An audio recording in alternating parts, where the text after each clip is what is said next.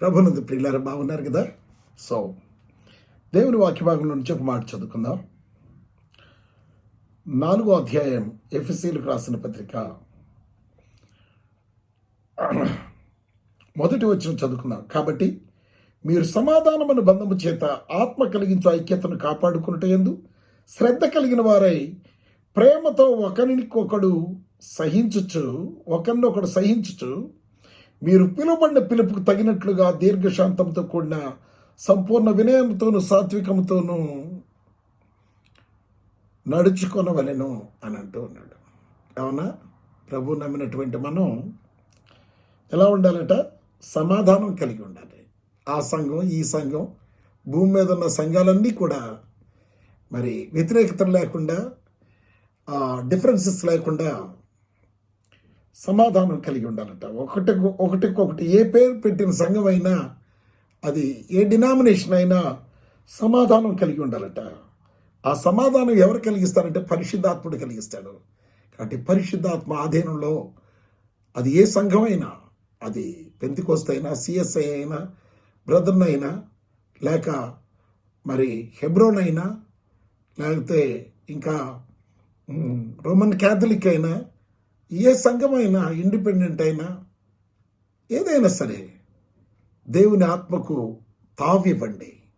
దేవుని ఆత్మ మీలో పనిచేస్తే ఈ సంఘాలన్నింటినీ యునైట్ చేసి సమాధానంతో ఆయన నింపుతాడు. అందరి మధ్యలో ఒక సంతోషకరమైన మరి యూనిటీ ఉంటుందన్నమాట. So this unity fails in these days. ఈ రోజుల్లో ఈ యూనిటీ బ్రేక్ అయిపోయి సాతాను చేతికి చిక్కి దెబ్బలు తింటూ ఉన్నారు క్రైస్తవ బిడ్డలు. అవునా? అయితే ఈ యూనిటీని, ఐక్యతను కాపాడుకున్నట్టు శ్రద్ధ కలిగి ఉండాలి మనం అని అంటా ఉన్నాడు. శ్రద్ధ కలిగి ఉండాలి. సంపాదించుకోవడంలో శ్రద్ధ కాదు, ఘనతలో శ్రద్ధ కాదు, కానీ అందరితో కలిసి ఉండడానికి, అందరినీ కలుపుకొని ఉండడానికి, అందరినీ హెచ్చుతగ్గులు లేకుండా, గొప్ప లో అని లేకుండా అందరూ కూడా కలిసి మరి దేవుని సన్నిధిలో ఉండాలని దేవుడు ఇష్టపడుతూ ఉన్నాడు. శ్రద్ధ కలిగిన వారే ప్రేమతో ఒకటంటారు, సహించండి. కొంచెం ఇంకొకరు అంటారు, సహించండి. వాళ్ళు గొప్ప, వీళ్ళు తక్కువ, వాడు నీకు అన్యాయం చేశాడు, వీళ్ళు నీకు అన్యాయం చేశారు. అవును, సహించు. ప్రభు నిమిత్తమై నువ్వు సహిస్తే వాళ్ళతో సమాధానంగా ఉండగలవు. నువ్వు సహించకపోతే వాళ్ళతో శత్రుత్వం కలిగి ఉంటావు. 15వ వచనం చదువుకుందాం. ప్రేమ కలిగి సత్యము చెప్పుచు క్రీస్తు వలె ఉండుటకు అని అంటా ఉన్నాడు. ఎలా ఉండాలంట? ప్రేమ కలిగి అబద్ధాలు చెప్పమాకండి. చాలామంది క్రైస్తవులు, సేవకులు అబద్ధికులుగా జీవిస్తూ ఉన్నారు. అబద్ధం అనేది చాలా భయంకరమైంది.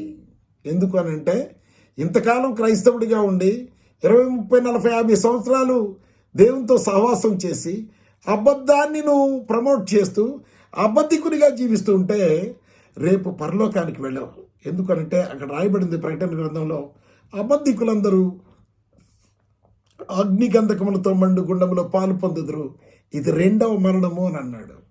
అబద్ధాన్ని ఆపివేయండి. స్టాప్. నిజం చెప్పండి. ఒకవేళ నీ దగ్గర ఉంటే నా దగ్గర ఉందని చెప్పు. ఇవ్వబడుద్దేమోనని చెప్పి లేదని చెప్పు మాకు. సహాయం చేయబడుతుందని చెప్పి తప్పించుకో మాకు. చేయగలిగి నువ్వు సహాయం చేయకపోతే నువ్వు పాపం చేసినట్లయితుంది. అండ్ నువ్వు నిజంగా చేయలేదు కానీ పాపం, కానీ you are considered as a sinner. నువ్వు చేయగలిగింది మేలు చేయకుండా దాన్ని బిగబట్టుకుంటే నువ్వు పాపి అయిపోతావు. ప్రియులారు గమనించండి. ప్రేమ కలిగి సత్యము చెప్పొచ్చు క్రీస్తు వలె ఉండుటకు అని అంటా ఉన్నాడు. క్రైస్తవులు ఎలా ఉండాలంటే, యేసు ప్రభుని నమ్మిన వాళ్ళు క్రీస్తులాగా ఉండాలట. క్రీస్తు వలె ఉండుటకు ఏం చేయాలట? మనమన్ని విషయముల్లో ఎదగాలి. క్రీస్తులాగా ఉండడానికి ఎదగాలి. అంటే పరిశుద్ధతలో క్రీస్తు పరిశుద్ధుడు కనుక మనం పరిశుద్ధతలో ఎదగాలి. ఆయన నీతిమంతుడు కనుక మనం నీతిలో ఎదగాలి. ఆయన ప్రేమపూర్ణుడు కనుక మనం ప్రేమించే విషయంలో ఎదగాలి. ఆయన సహాయం చేసేవాడు కనుక మనం సహాయం చేసే విషయంలో ఎదగాలి. ఆయన జీవితాన్ని సాక్రిఫైస్ చేశాడు కనుక మనం కూడా సాక్రిఫైస్ ఇతరుల కొరకు చేసే మనస్సు కలిగి జీవించాలి. ఇటు కృప మనకు తోడైండును గాక.